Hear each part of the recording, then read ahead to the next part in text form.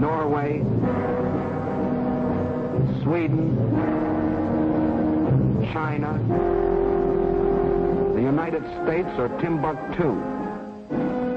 According to the Nazis, the German was a special creature who remained forever German to the 6th and 7th generation and must take his orders from Berlin. Some people we know of German descent think this is a lot of hogwash.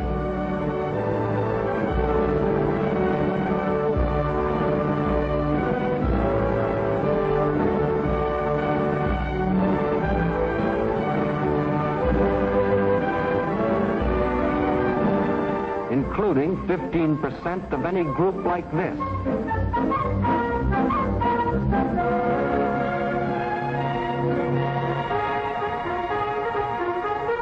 But in the Sudetenland, he found some stooges who fell for this bunk. Conrad Henlein was their Bush League Führer. The people of the Sudetenland were told they should be liberated. They were told Hitler was their liberator. The Nazis smuggled over their standard softening up equipment, blackjacks. And when the Czechs were beaten up trying to combat his fifth columnists, Hitler screamed the Germans were being persecuted and threatened war unless he got the Sudetenland. It is the last territorial claim I have to make in Europe. I have assured Mr. Chamberlain, and I repeat it here, that when this problem is solved, there is for Germany no further territorial problem in Europe. We want no Czechs. To the League of Nations, Foreign Minister Maxim Litvinov announced that Russia stood ready to back concerted action against Germany. But once again, there was to be no concerted action. The Czechs mobilized and closed their borders. The leaders of France and Britain, desperately striving to avoid war, flew to meet the jubilant Axis leaders at Munich. On September 29th, in return for Hitler's guarantee of world peace, Chamberlain and Daladier prevailed upon Czechoslovakia to give up the Sudetenland without a fight. In Czechoslovakia, the Munich Pact was greeted by riots of protest.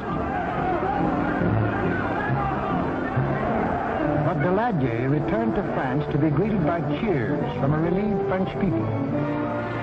And in Britain, a happy Chamberlain came back declaring he had achieved peace in our time. One of the most tragic and ironic scenes in all history. This morning, I had another talk with the German Chancellor, Herr Hitler. And here is the paper which bears his name upon it as well as mine. We regard the agreement signed last night and the Anglo-German naval agreement as symbolic of the desire of our two peoples never to go to war with one another again.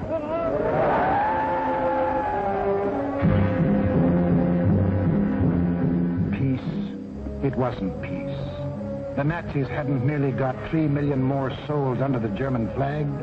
By taking the Sudetenland, they had made Czechoslovakia defenseless. For in this territory lay the natural defenses, the mountain ranges, and a defensive line of forts, considered even stronger than the Maginot Line. Without these fortifications, Czechoslovakia was disarmed, a ripe plum ready to fall into Hitler's lap. Within 6 months of declaring that he wanted no more territory anywhere, he violated the Munich Agreement, marched in, and took the whole of the Czech state, though he had specifically promised, "I have no further interest in the Czechoslovakian state. That is guaranteed. We want no Czechs." Austria and Czechoslovakia were gone without a fight, and Hitler was getting his control of Eastern Europe. Poland was next on the map.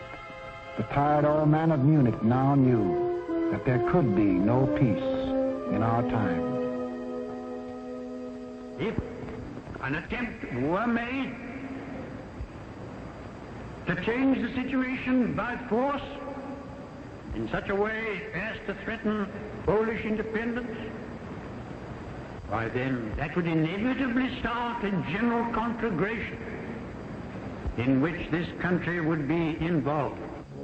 But after his success at Munich, Hitler was sure that France and Britain would not fight. Here's what one of his spokesmen said. Democracy has no convictions for which people would be willing to stake their lives. But what about the Russians? The lights began to burn all night in Moscow. British and French military missions arrived to confer with the Soviet government. So did German representatives. And on August 1st, 1939, the world was set on its heels by the announcement of a treaty between the Russians and the Germans in which they agreed not to fight each other. Here were the admitted arch-enemies in a state of apparent friendship. It was too fantastic to make any sense. It didn't. The Germans hoped they could lull Russia into a false sense of security, and the Russians needed time to prepare for the fight they knew was coming. They'd read Hitler's book, Mein Kampf, too, and knew he had his eyes on the rich Russian land.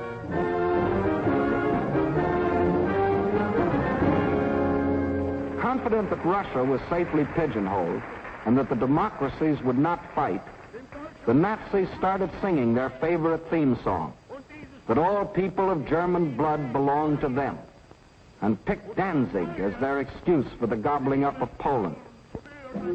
Danzig, a free city, self-governing under the League of Nations, was an important seaport at the head of the Polish corridor, Poland's access to the sea. The same old softening up process had gone on here.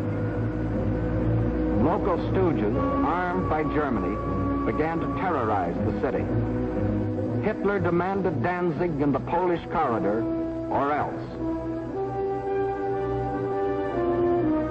The people of Poland prepared for the inevitable. Although they knew Britain and France had guaranteed their borders, they also knew those countries were a long way off.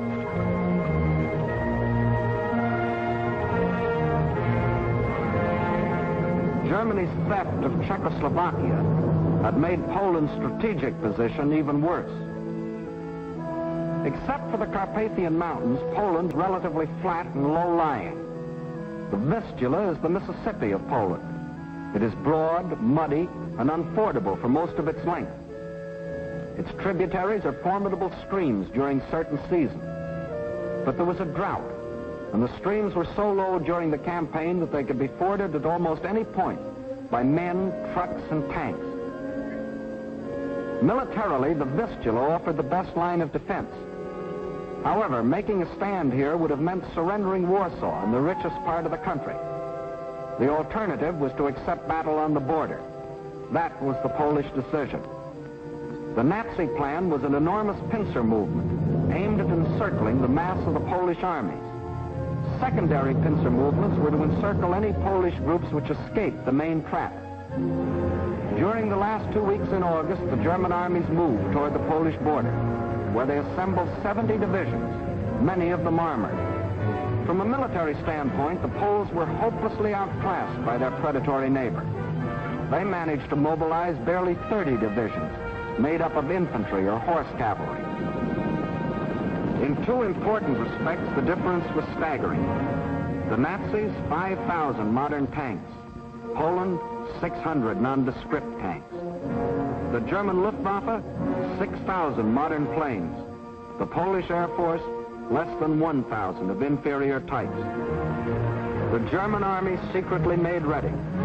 The way of living for the next 1,000 years was to be decided.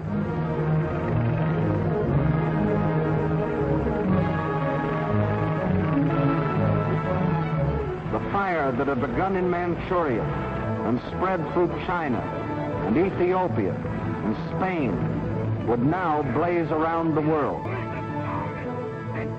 This man made that decision. War. Precisely at dawn on September 1st, without warning, the German Wehrmacht rolled over the Polish border.